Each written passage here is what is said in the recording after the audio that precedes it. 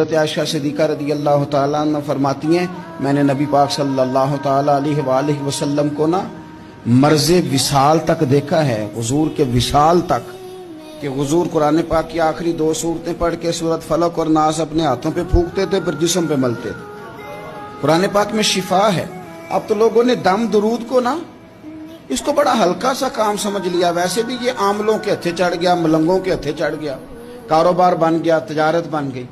ورنہ قرآن پاک کی آیات پڑھی جائیں تو حضور نے فرمایا سورہ فاتحہ میں شفا ہے، اس میں کرم ہے۔ یہ چیزیں جو بڑی ہمارے لیے سود مند تھی، فائدہ مند تھی، ہم چھوڑ گئے۔ ایک بڑی خوبصورت حدیث ہے، سنیے گا۔ حضرت ابو سعید خدری رضی اللہ تعالیٰ عنہ حدیث کے راوی ہیں، بخاری میں موجود ہے۔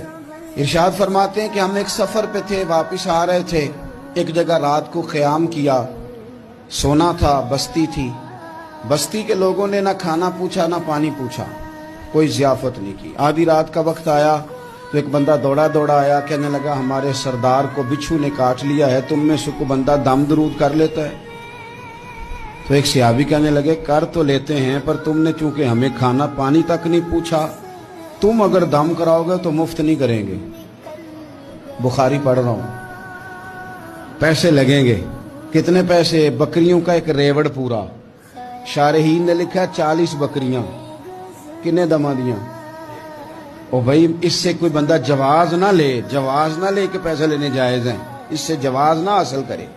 اب بات کو سمجھیں، پس منظر کیا ہے؟ پانی تک نہیں تم نے پوچھا۔ کچھ لوگوں کا علاج ہوتا ہے، انہوں نے کہا پیسے لیں گے دم کر دیں گے۔ صحابی نے کہا حضرت ابو سعید خدری رضی اللہ تعالیٰ عنہ فرماتے ہیں وہ چونکہ تنگ تھے، بچھو کاٹ گیا، اور سردار کو کہا چل تو صحیح نا۔ وہ صحابی گئے، سورہ فاتحہ پڑھ کے دم کیا، اور حدیث بخاری سے میں آپ کو دکھاؤں گا۔ لوگ کہتے ہیں دم کدھر سے آ گیا؟ بخاری پڑھ رہا ہوں، صحیح بخاری۔ شفا تو اللہ نے دینی ہے نا، رب کریم نے شفا دے دی۔ بکریاں لے لیں، آ گئے جہاں آرام کر رہے تھے اس جگہ۔ صحابہ میں اختلاف ہو گیا، کچھ کہنے لگے بکریاں لینی چاہیے تھی، کچھ کہنے لگے نہیں لینی چاہیے تھی۔ حضرت ابو سعید خدری رضی اللہ تعالیٰ عنہ فرماتے ہیں پھر ہم نے فیصلہ کیا چپ کر کے سو جاؤ، صبح حضور کی بارگاہ میں جائیں گے۔